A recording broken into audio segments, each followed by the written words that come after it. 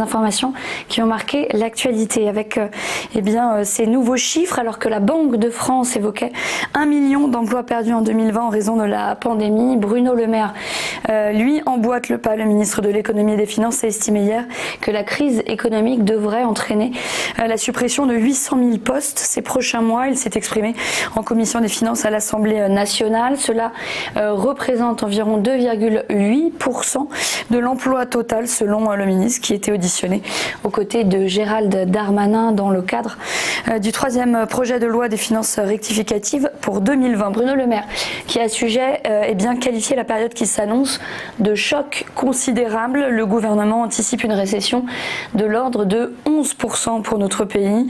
Le projet de loi de finances rectificatives dévoilé prévoit donc en ce sens des mesures d'aide à l'emploi, le dispositif de chômage partiel évidemment, de possibles baisses de cotisations pour les entreprises et le soutien prévu à la filière de l'apprentissage. Les sommes qui seront donc consacrées, qui sont déjà consacrées à cette crise économique à venir représentent 460 milliards d'euros, c'est-à-dire 20% de la richesse nationale française selon les annonces du ministre. Ce plan ambitieux, il nécessite des emprunts importants. L'agence France Trésor, qui gère la dette et la trésorerie de l'État, a dévoilé la somme. Les émissions de moyen et long terme net des rachats vont s'établir à 260 milliards d'euros. C'est une hausse conséquente de 36,6 milliards d'euros par rapport à la loi des finances rectificatives 2. Cet emprunt colossal, il est tout simplement historique pour notre pays. Il marque un record absolu puisqu'en 2019, la France n'avait emprunté que 200 milliards d'euros sur les marchés.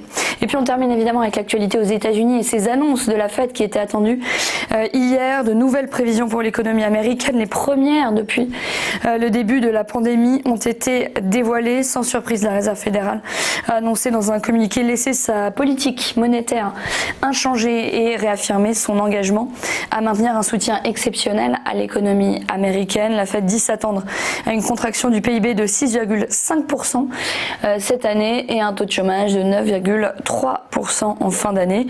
À l'issue de ces 2 jours de réunion du comité monétaire, le président de la Fed, Jérôme Powell, s'est lui aussi exprimé hier lors d'une conférence de presse.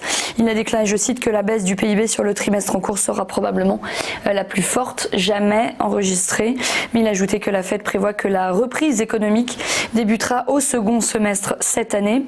Des données montrent bel et bien que le marché de l'emploi a touché le fond en mai. Il faudra encore que ce soit confirmé, a souligné donc Jérôme Powell. La trajectoire à venir de l'économie est selon lui hautement incertaine. Il a toutefois de nouveau assuré que la Fed continuera d'agir de manière proactive et offensive. Petit point maintenant sur la bourse avec la clôture hier des principales places européennes en baisse. Les prises d'initiative étaient limitées dans l'attente des annonces de la Fed dont on vient de parler. Le CAC 40 a terminé en repli de 0,82% sous la barre des 5100 points. Le FTSE a baissé de 0,14%. Le DAX a cédé 0,7%. L'Eurostock 50 a perdu 0,80% et le Stock 600 a abandonné 0,38%. Du côté de Wall Street, la bourse de New York a fini en baisse également, à l'exception du Nasdaq au terme d'une séance volatile. Le Dow Jones a cédé 1,04%, le S&P 500 a perdu 17,04 points, ça signifie une baisse de 0,53%. Et enfin, donc je vous le disais, le Nasdaq lui a grappillé 0,67%. Et puis enfin on termine avec la bourse de Tokyo en nette baisse ce matin. Le Nikkei a perdu 2,82% et atteint donc un plus bas d'une semaine en clôture et le Topix a cédé 2,16%. Voilà pour notre point bourse. Restez bien avec nous. Ce Live T Finance continue dans un instant avec le chrono CAC, l'ouverture de la bourse de Paris. À tout de suite.